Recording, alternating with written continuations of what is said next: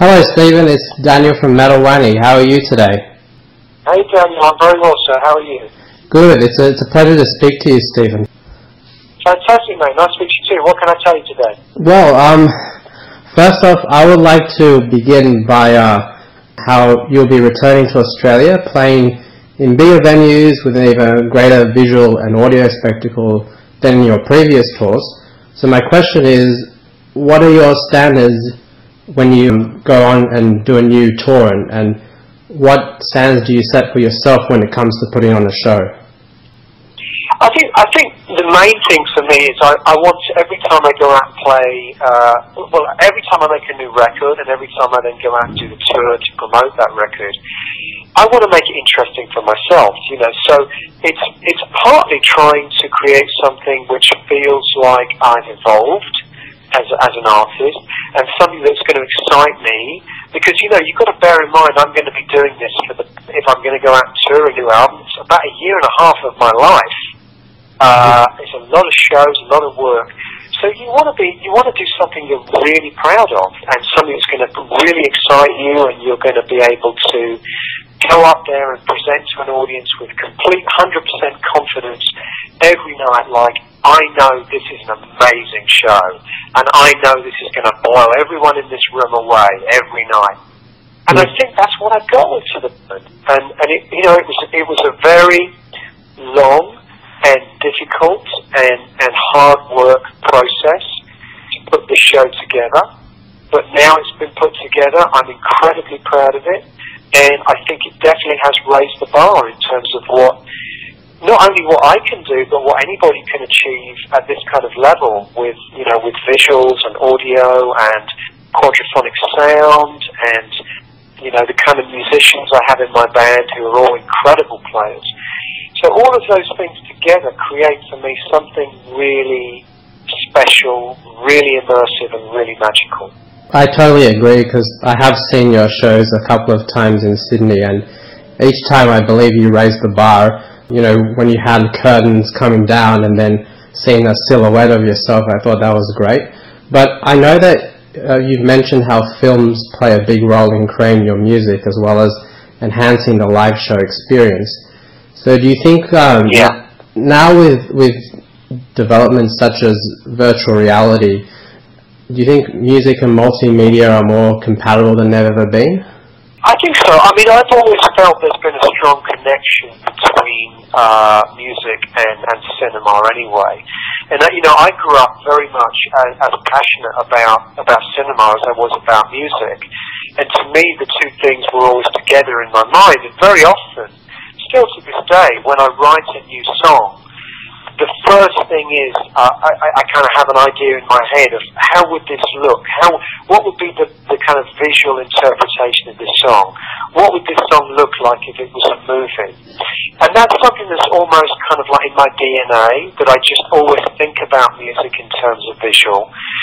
And I'm a great believer that music and film or visuals together, when you get it right, it's the most powerful combination of all. Music is amazing on its own, film is amazing on its own, but music and film, or music and visuals together, when it works, I think is an even more potent and powerful combination of all. So really right from the beginning of my career, I've always been excited by the possibilities of that. And I think you're right to point out that these days it's much easier.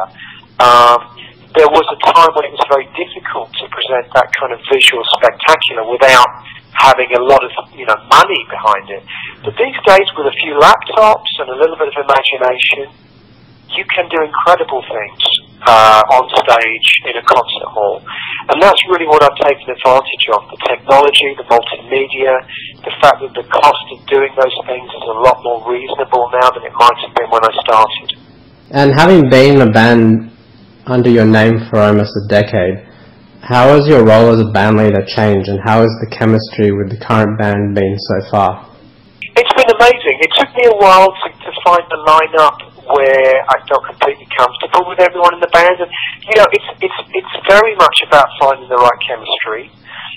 Even though I am the captain of the ship, and essentially the other guys in the band are kind of working for me, there still needs to be the right chemistry. And it's the current band I have right now is fantastic. And like all things, when you change someone in the lineup, it takes a little while for everything to kind of settle down again and begin to gel again. But I do believe right now this band is the best band I've ever had. Not necessarily in terms of the best musicians, although they are all incredible musicians. But I've had incredible musicians in my band in the past. But there's something about the way that these musicians work together that is really special and has that magical quality. So I'm really enjoying every moment I spend on stage with these guys at the moment.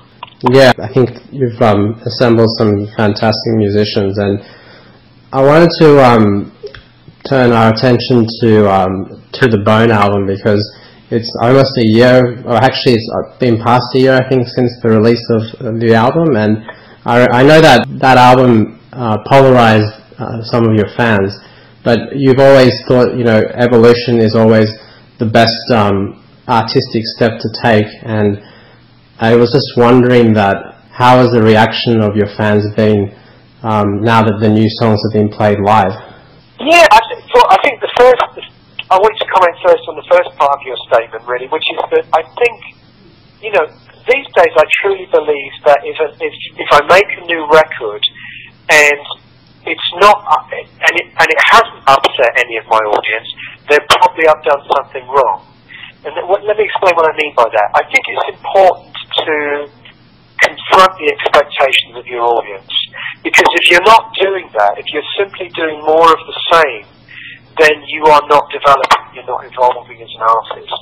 So it's very important to me to feel that I am changing, and that in changing, some of my fans are going to get upset, and I understand that, and I'm not doing that deliberately, I'm not trying to upset them, but I understand that's almost part of the unwritten contract between me and the listeners, is that some of them will not like the direction I've moved in.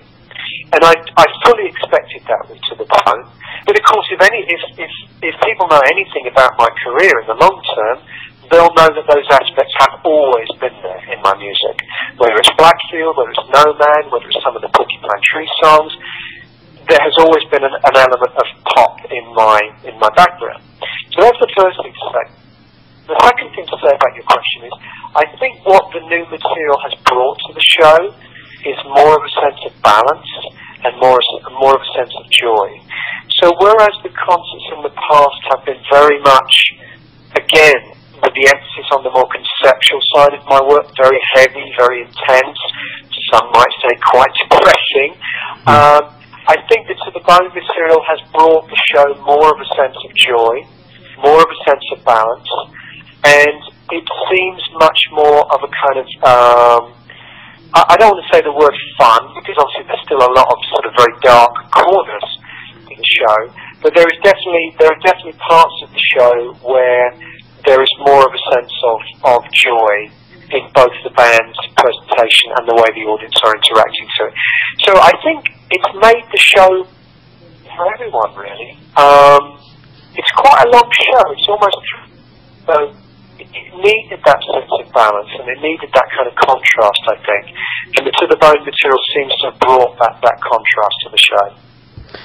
Yeah, I mean, I'm actually someone who admires a song like Permeating, My father, on the other hand, is a traditional prog head, thought different than I did, but I can definitely picture a song like that in a theatre setting, but also perhaps in even an arena type setting. And I was just thinking, have you ever imagined yourself as an arena touring act? Well, I'd love to be. I mean, one of the things I would love to do is to reach more people with my music. And I think if you ask anybody that makes music professionally, or even not professionally as an amateur, they would, if you ask them, would you like to share your music with more people than you do currently? I'd be very surprised if any of them said no. Most people are going to say yes. Love to play to more people. They would love more people to experience the music and to engage with the music. And And the funny thing about Permeating is it is the song that always goes down best every concert. That song goes down the best. It gets the best crowd reaction. There's something about it, there's a kind of euphoric quality to it that just seems to work I think this is kind of what you're picking up on. It kind of works. And it's almost like the bigger the occasion, the better it seems to work. And it kind of has that communal sort of euphoric quality to it. Even your father, I'm sure, if he came to the show, would find himself being swept along in the kind of joy of that song in a live context, you know. So it definitely, I think the answer to your question is yes, of course, I would love to be playing. Well, it's not a question of wanting to play arenas. I guess it's more a question, more fundamental thing of just wanting to reach more people, as many people as I can with my music. Definitely. In 2018, music listeners have more choices of what bands and artists they want to listen to than at any other time in history. And as a rock artist that is influenced by many styles from jazz, pop to electronic music, what do you think about the state of contemporary rock music? Well, I mean, there are kind of pros and cons. You know, one of the downsides of what you've just described is that I think music has a little bit less value than it used to. I don't mean literally in terms of financial value. What I mean is I think when everything is so easily accessible, we don't tend to cherish it as much as we might otherwise. And I think that is an issue these days, because when I was growing up, if I wanted to hear a record by one of my favourite bands, I had to firstly go and buy that record. But secondly, having bought it, I would definitely give it a fair shot. So I would listen to it 4, 5, 6, 10, 20 times in order to get whatever it was I could get from that record. And I think the problem with everything being so easily available online now is that people are not giving songs or albums that second, third, fourth, fifth, 10th listen. So they're kind of making up their mind based on one listen. And if they don't like something on one listen, then it doesn't matter, because there's another 1,000 albums they can go and listen to. So it might appeal to them on the first listen. That's the downside. The positive side for me is I think genre is becoming less important. And I think that's a good thing. I think you find now that kids just listen to whatever they want to listen to. Not only kids, adults too. They just want to listen to whatever they want to listen to. So if they want to make a playlist on Spotify with ABBA and Frank Zappa and Pink Floyd and Kanye West, they'll do it. And it doesn't matter to them that these songs or these artists all belong essentially to different genres or are coming from different directions. I mean, you mentioned your father being an old prog head. That seems to me like a slightly old-fashioned concept now, that you only like a certain kind of music. And I find myself now these days personally listening to all sorts of different kinds of music. And it doesn't really concern me whether it's one genre or another genre anymore. And I think that's definitely something positive that's come out of the kind of streaming generation. That people are less obsessed with listening to only a certain kind of music than perhaps they were when I was growing up. You know, because I like that you also put together playlists on your website, and I was very intrigued seeing that you would share a playlist that you were listening to. You know, it could be current albums or songs or EPs that you were checking out, and I discovered a lot of music through checking out those playlists that you're putting up on the website. Well, that's great to hear, you know, because also in a way that's of course that is why I do it, and I think it goes back to, you know, when I was a kid, I used to love making cassette compilations for people, you know, and it's part of the joy, I think, of being a lover of music is if you find something that really excites you and really turns you on, you want to share it with everyone else, don't you? There's that kind of like compulsion in a way to, you know, to call up your best friend and say, hey, you've got to hear this record, or you've got to hear this song, it's amazing, it's going to change your life. And I still feel that way, and you know, I'm 50 years old now, but I still get really excited just like I did when I was a 15-year-old kid, I get really excited when I hear a piece of music that really moves me, or I think is really magical in some way. So the modern equivalent of that now, of making that tape or getting your friend over to listen to a record, is the Spotify playlist, or the streaming playlist.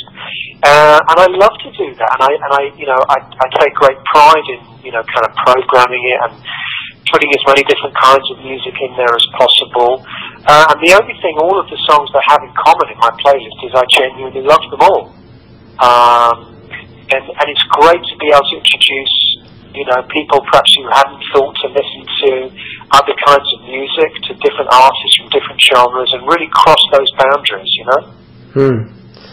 After a long career of collaborating with many talented musicians and songwriters, is there still anybody in your wish list that you would love to collaborate with? Well, I've always said that top of my list of artists I would love to work with, particularly in connection with their own back catalogue, because I get involved quite a lot with remixing classic albums in surround sound.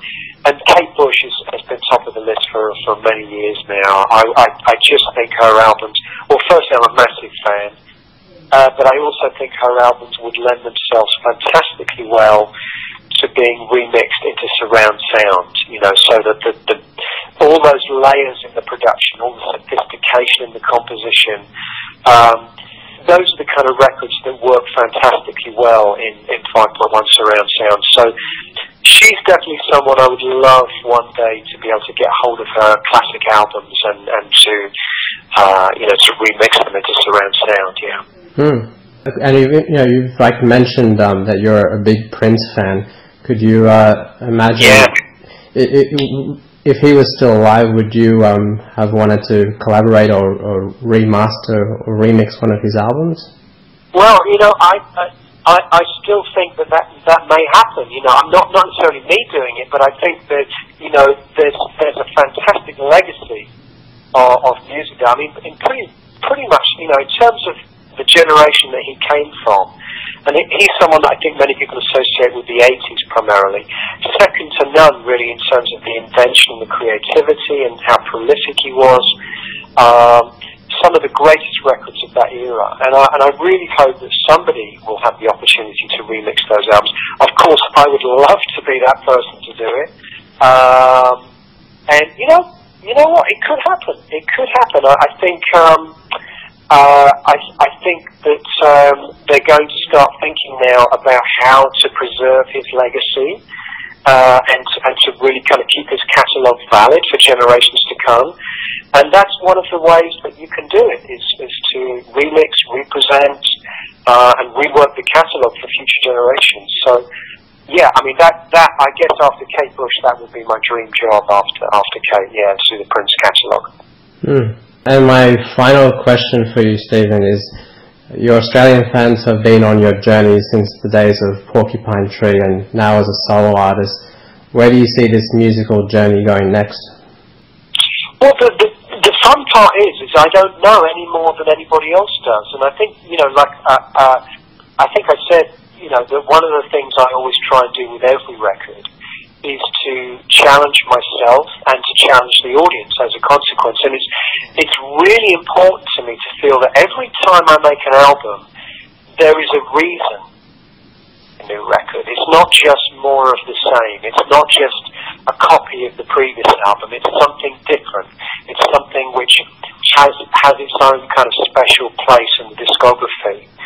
And the honest truth is sometimes I don't really know myself where that musical journey is going to take me. It doesn't get any easier. Every time I sit down to start working on a new record, it's even harder to try and reinvent myself and to find something new to say. But I'm about to go through that process again. I'm just beginning to start thinking now about, well, you know what, I need to start thinking about the next record. In more practical terms, there's a Blu-ray DVD release coming out in November, just about the time I arrive in Australia, of the To The Bone show. It was filmed at the Royal Albert Hall back in March, and so that's going to come out as kind of memento of this particular album and this particular tour cycle. So that's something I'm quite excited about because I'm very proud of the show, as I said. So it's nice to have been able to document it in a film, and immortalise it in film, as it were. Yeah, great. I look forward to seeing the DVD as well, because that is quite an impressive venue, the Royal Albert Hall. It's amazing. How's the fans' reaction been to playing some of the early Porcupine Tree songs in your live shows?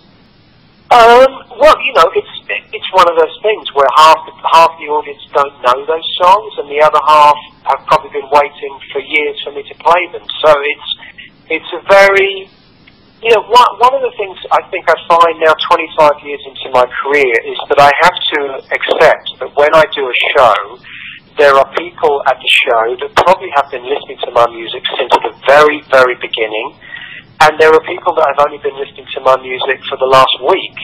And it's very hard to think too much about that and obsess too much about that. I do play some of my older songs. I don't necessarily think of them as Porcupine Tree songs. They're my songs. And in fact, at the moment, I'm also playing a song that was originally recorded by Blackfield. So there is a Blackfield song in the show too. So I don't necessarily think of them as Porcupine Tree songs, Blackfield songs, Stephen Wilson songs. To me, they're all just Stephen Wilson songs. And whether they were originally recorded by Blackfield or originally recorded by Porcupine Tree or originally recorded by my solo band doesn't seem to me to be so relevant.